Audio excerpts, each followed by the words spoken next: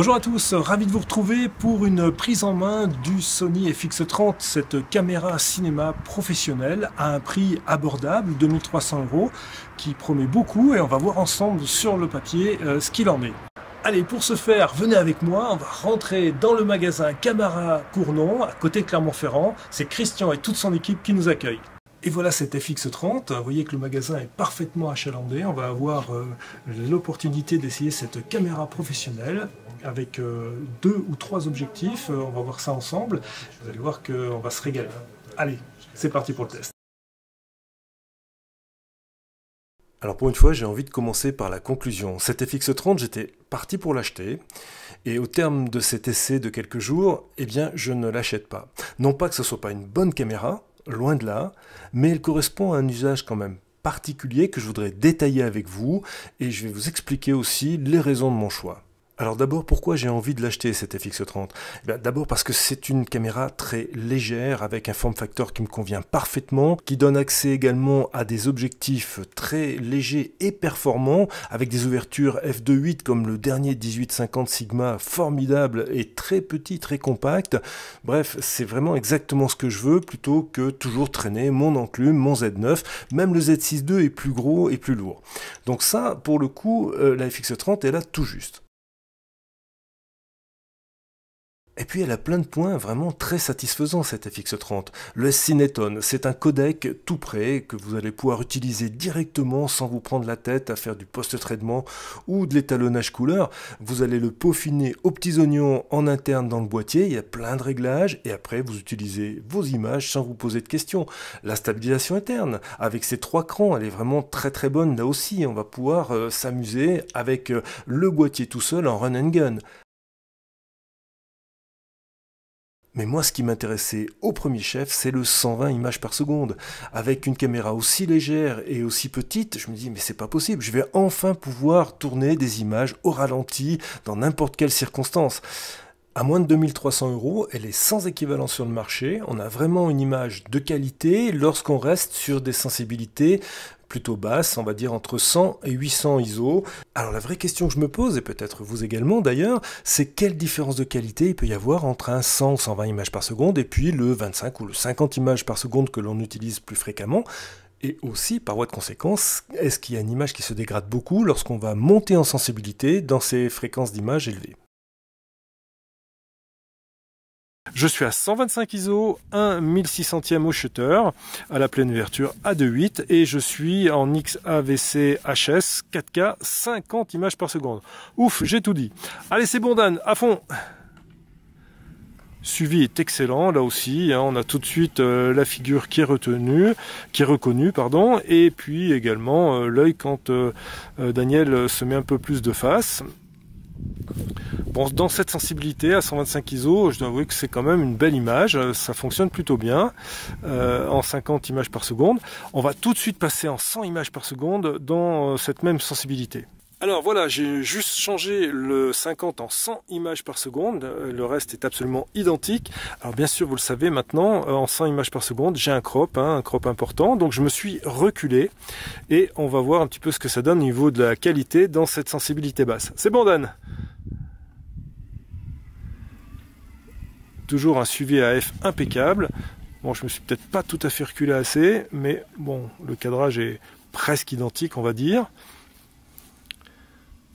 Je vous laisse apprécier la différence de qualité d'image entre le 50 et le 100 images par seconde dans une sensibilité basse. Alors on va pas se mentir, moi je vois déjà une différence entre le 50 et le 100 images par seconde, y compris à très basse sensibilité, à 125 ISO. Là on est à 800 ISO, il n'y a pas de différence entre le 125 et le 800 ISO. On retrouve la même différence, très minime, elle existe, mais elle est tout à fait acceptable. C'est au-delà que ça se gâte un petit peu, c'est ce que je vais vous montrer maintenant. Deuxième ISO de base, 2500 ISO, on est toujours avec le 100 images par seconde à gauche et le 50 images par seconde à droite. La différence s'accentue, regardez en particulier dans le pantalon de Daniel, vous allez voir qu'il y a du fourmillement, il y a moins de définition, moins de précision, bref, l'image est quand même relativement dégradée. Il n'y a pas de miracle, on est sur de la APS-C, donc c'est réduit par rapport à du full frame, et là on va cropper 1,6 fois pour faire du 100 images par seconde, donc voilà le résultat. 6400 ISO, eh bien on a les mêmes conséquences, vous l'imaginez bien, le capteur est déjà pas très grand, c'est de la PSC, on n'en utilise qu'une petite partie, et donc fatalement à 100 images par seconde, l'image est bruitée et moins définie que ce qu'on peut avoir à 50 images par seconde. C'est d'autant plus dommage qu'on va le voir immédiatement, cette montée en sensibilité lorsqu'on utilise le capteur dans son entièreté, elle est plutôt bonne. Alors là, je suis sur du 4K 50 images par seconde, à pleine ouverture, f2.8 ou 1 centième au shutter, à 200 ISO. Allez, on va faire défiler un petit peu les sensibilités relativement rapidement, on va essayer en tout cas. Donc là, je suis sur le 800 ISO, le premier ISO natif de la FX30, toujours à 50 images par seconde, 2500 ISO, le deuxième cran ISO natif de la FX30. Il y a quand même une différence avec le 800, c'est sûr, c'est exploitable, on va dire que là, on est quand même sur une belle image et il faut savoir simplement que si on est extrêmement perfectionniste et surtout si on veut faire matcher cette caméra avec une FX3, une FX6, une FX9, ce qui est tout à fait possible, la colorimétrie est très proche, on a vraiment des caractéristiques tout à fait intéressantes en caméra AB, hein, c'est vraiment, je pense, un emploi qui se fera très très souvent avec la FX30, donc oui, pas de problème, colorimétrie, oui, pas de problème, facilement étalonnable aussi, là je suis en S-Cinétone, mais en S-Log 3 ça sera encore plus simple, et par contre, le niveau de bruit va monter relativement rapidement aussi. Donc 6400 ISO. Alors là, je vous le répète, on est en lumière contrôlée, avec une lumière qui est de qualité et relativement puissante. On verra dans un deuxième exemple avec une lumière, je dirais plus standard, hein, dans la bibliothèque tout à l'heure. Et on verra que la montée du bruit est bien supérieure encore quand les conditions de lumière deviennent un petit peu plus difficiles. Donc là, 6400 ISO, le 12800. Bon, là, pour moi, c'est déjà limite. Je pense qu'il vaut mieux s'arrêter entre 5 et 6000 ISO quand on est très exigeant. 12800, on peut le prendre. Et une fois de plus, ça dépend de l'usage qu'on peut en faire. Si on est dans un film plutôt familial, ça passe encore tout à fait bien. Alors deuxième exemple pour vous montrer quand même la qualité de la montée en sensibilité de cette FX30, nous sommes à 800 ISO, nous avons vu que le 100-200 ISO est un peu supérieur, mais le 800 est quand même très propre. Le 2005 dans cet environnement lumière, je vais dire standard, est assez bon, assez proche du 2005, donc utilisable sans trop d'arrière-pensée. Le 6004, on a une vraie bascule avec déjà une montée du fourmillement dans les ombres en particulier, une perte de définition, donc c'est là où ça va être un petit peu compliqué de matcher avec une A7S3 ou une FX3 par exemple, et puis le 12008 qui reste correct, mais difficilement utilisable avec ces autres caméras. Alors pour moi, cette FX30, cette caméra cinéma, c'est vraiment du run and gun. Donc là, j'essaye de l'utiliser, je dirais, comme je pourrais le faire avec mes autres boîtiers, sans accessoires particuliers. Là, pour l'instant, c'est un déplacement latéral sur une prise de vue standard, on va dire. Hein. Je suis avec le 1850 Sigma à 18 mm, à pleine ouverture, 2.8, et avec la stabilisation totalement désactivée. Exactement la même scène, j'ai simplement activé la stabilisation et déjà que je trouve que ça fait déjà un peu d'effet, hein, c'est quand même plus sympa. En faisant très attention, on pourrait éventuellement utiliser ce plan. Bon, moi je trouve que c'est quand même un poil limite et pourtant on n'est qu'à 18 mm de focale, vous allez voir tout à l'heure à 50, ça va être encore une autre histoire. Alors bien sûr pour être complet, on est maintenant en mode de stabilisation actif avec un léger crop. Bon, là, à 18 mm, c'est encore tout à fait intéressant. Et là, bien sûr, ça stabilise davantage. On a une image qui est, somme toute, à peu près exploitable. Maintenant, avec un stabilisateur, le Ronin SC, c'est un petit stabilisateur qu'on trouve pour quelques dizaines d'euros d'occasion désormais, et qui fait quand même pas mal taf, surtout avec une caméra aussi légère que la FX30. Vous voyez, là, je suis toujours avec mon 1850 à 18 mm, et sur un déplacement bien contrôlé, on arrive à avoir une image qui est quand même très propre. Alors il peut arriver qu'on ait besoin de séparer un petit peu plus les plans et pour cela prendre une focale un petit peu plus longue. Donc là j'ai pris un 35 mm, enfin j'ai pris la focale 35 mm sur le 18-50, toujours à la pleine ouverture. Et vous voyez que là la stabilisation est désactivée et on voit déjà un petit peu mes tremblements et j'essaye pourtant de faire attention.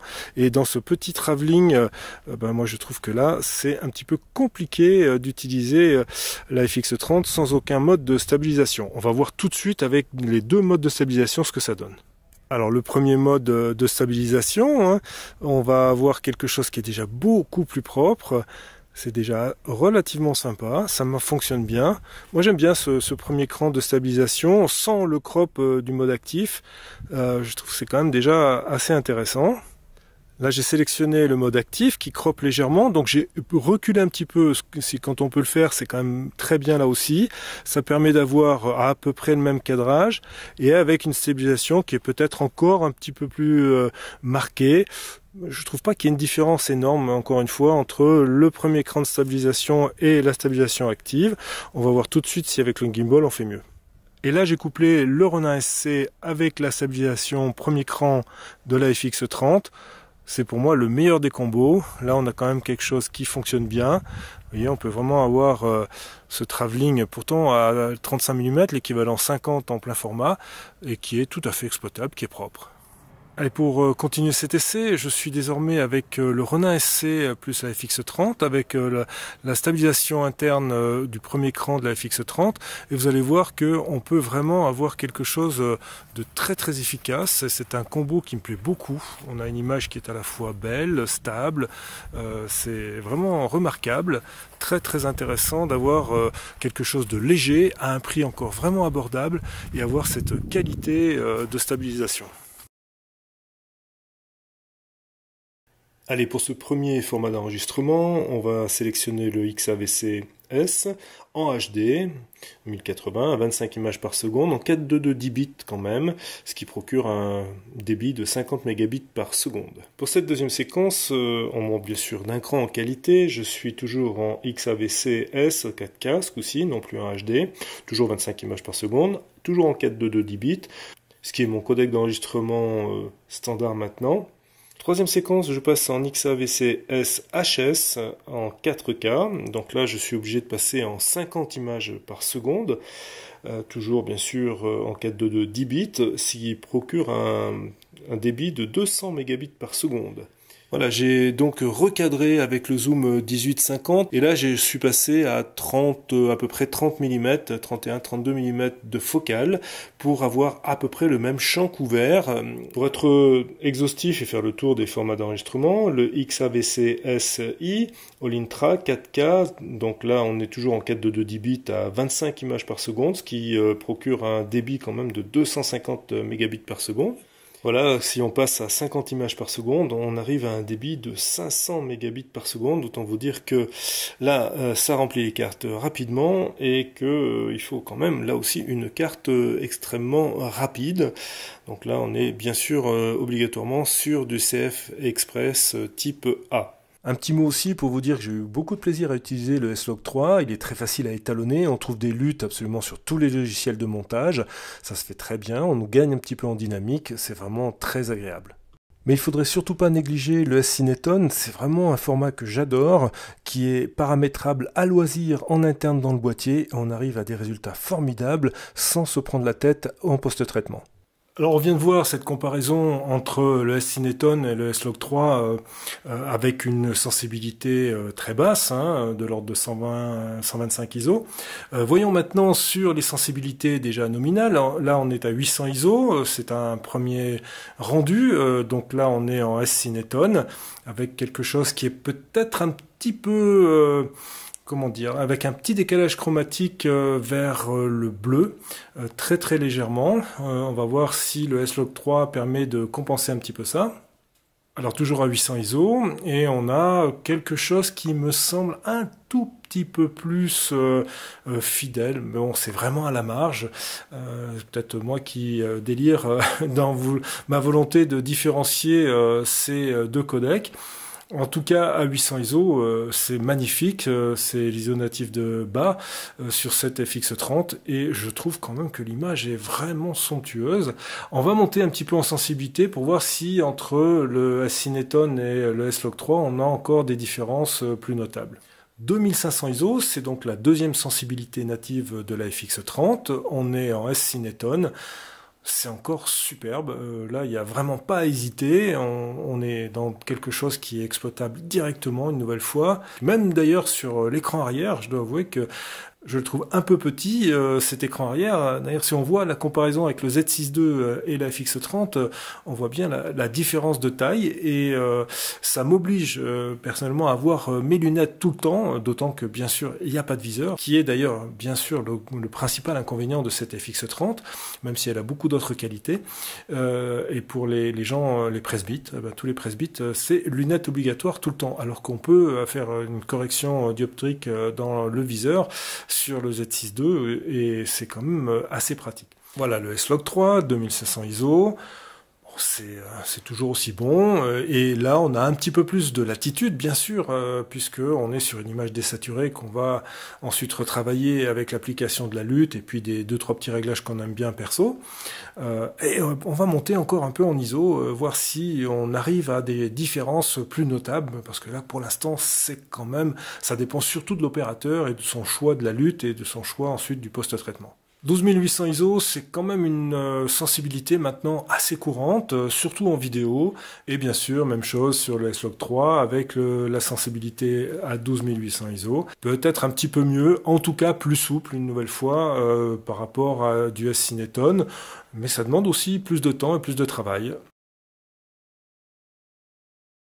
Alors un petit mot rapide sur l'autofocus, je vais aller très vite parce que ça fonctionne la plupart du temps très très bien. Regardez là j'arrive pleine balle et c'est vraiment toujours parfait. Alors désolé, j'ai pas de chien, n'est-ce pas Damien? Moi je le fais moi-même.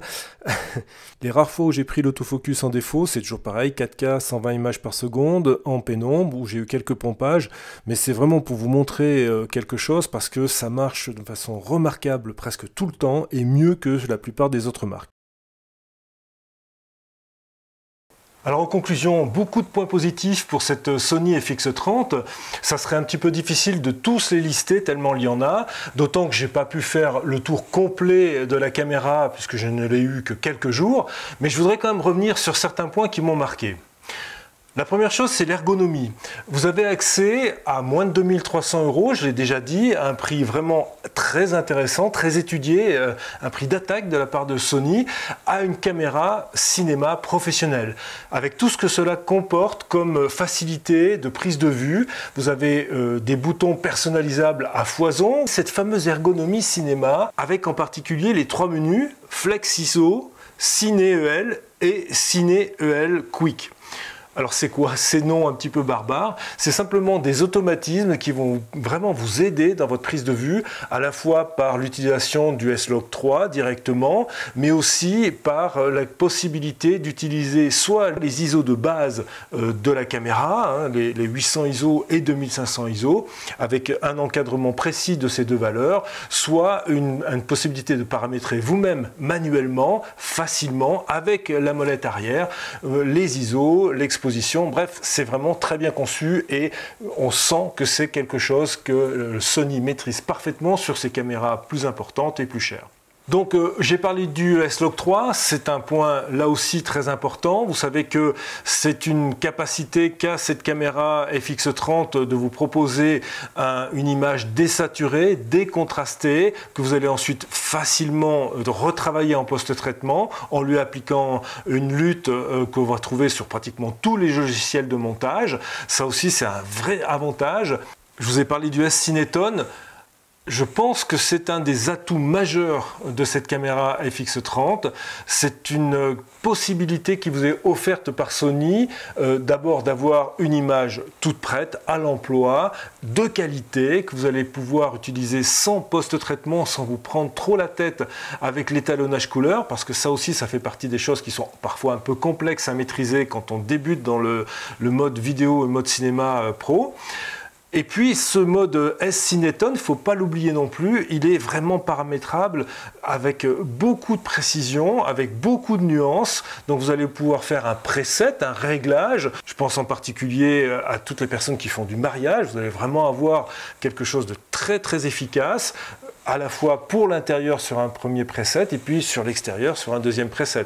Et tout ça est bien sûr à mettre en parallèle avec le 422 10 bits et toutes les capacités de post-traitement que cela offre. Alors dans les plus, bien sûr, le 120 images par seconde, ça a même été une de mes premières motivations pour essayer cette caméra, avec quand même cette restriction, vous l'avez vu dans l'essai, je pense que c'est bien de se limiter à 800 ISO max pour l'utilisation de ce 120 images par seconde, parce que là, bien sûr, vous l'avez compris, on crop dans un capteur qui est déjà un capteur APS-C, donc un petit peu plus petit que le full frame. Donc recropper dans de l'APS-C, ça manque ensuite assez vite de définition et la montée en fourmillement dans les ombres est assez notable dès qu'on dépasse 800 ISO. Autre point extrêmement important, et je sais que je vais basculer sur du Sony pour ça assez rapidement, c'est d'abord des objectifs conçus pour l'APS-C qui sont petits, légers, pas trop chers. Et en plus, Sony a eu l'intelligence d'ouvrir sa monture à des opticiens tiers. Alors on connaît tous les Sigma, Tamron, Samyang, mais on a aussi accès à tout un tas d'autres optiques. Je pense par exemple à cet artisan, à Meike, Viltrox. Je ne reviens pas sur la F, on le sait, Sony a été le précurseur dans ce domaine et je dois avouer que ça fonctionne très très bien. Vous n'avez pas de chauffe, un ventilateur intégré qui est très silencieux, donc vous pouvez faire des prises de vue longues. Deux points encore importants qui sont vraiment très positifs pour la FX30, la stabilisation. La stabilisation interne est vraiment de qualité, même si je lui préfère un petit gimbal, mais comme la caméra est légère, on peut vraiment se contenter d'un gimbal là aussi pas trop cher. Et puis dernier point très important, c'est ce poids et cette dimension réduite de la FX30, c'est génial. Alors vous allez me dire, être aussi dithyrambique et ne pas acheter cette FX30, c'est un peu paradoxal.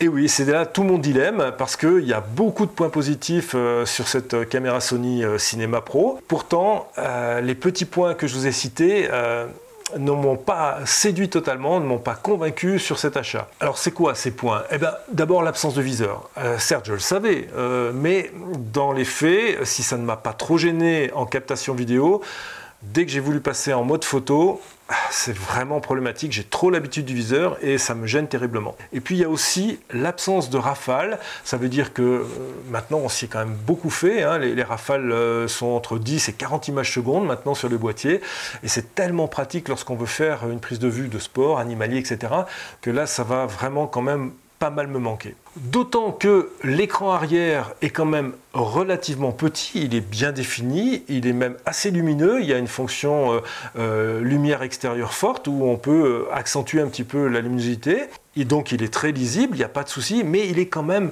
plus petit que les autres boîtiers que j'ai utilisés. 3 pouces, vous allez me dire que c'est pas très différent de 3,2 pouces, hein, ça fait 7,5 cm contre 8 cm dans notre mesure habituelle. Eh bien ça compte. Alors en définitive, et je conclurai là-dessus, pour qui cette FX30 ? Je pense que si vous débutez dans la réalisation de la production de films vidéo en tant que professionnel, que vous n'avez pas encore de matériel, c'est une très très bonne caméra.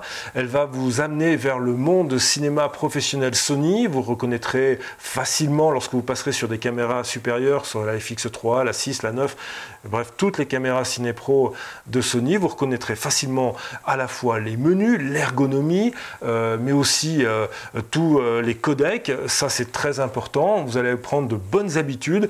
Et là, vraiment, c'est une très très bonne chose que de débuter avec cette caméra. Pour faire de la multicam, oui, à condition, à mon sens, d'avoir pratiquement que des FX30. La mixer avec d'autres caméras, avec les facteurs de crop et la montée en sensibilité différente, ça risque de poser problème. Je ne dis pas que c'est insurmontable, on peut le faire, ça peut être une seconde caméra, une B-caméra, mais avec quand même un certain nombre de précautions à prendre, et dans le flux de travail, je ne suis pas sûr que ça soit si pratique que ça. Elle est pour vous également si vous êtes dans le reportage léger, en spectacle, en rue, en mariage, vous avez envie de quelque chose qui soit très transportable, que vous allez pouvoir utiliser dans des tas de positions différentes. Par contre, contre, je ne conseille pas cette FX30 si vous cherchez un boîtier polyvalent avec à la fois une fonction photo et vidéo forte. L'absence de viseur est vraiment pénalisant, en particulier lorsque vous faites de l'animalier ou du sport. Ça m'a manqué et je pense que l'Alpha 7000 qui est dans les tuyaux des forums de rumeurs sur Internet, cet APS-C qui aurait un petit viseur et puis pas mal de fonctions reprises sur la FX30, ce boîtier-là, s'il sort, croyez-moi, vous l'aurez très vite en test sur la chaîne. Sur ce les amis, je vous dis à très vite, à bientôt pour de nouvelles aventures. Ciao, bye!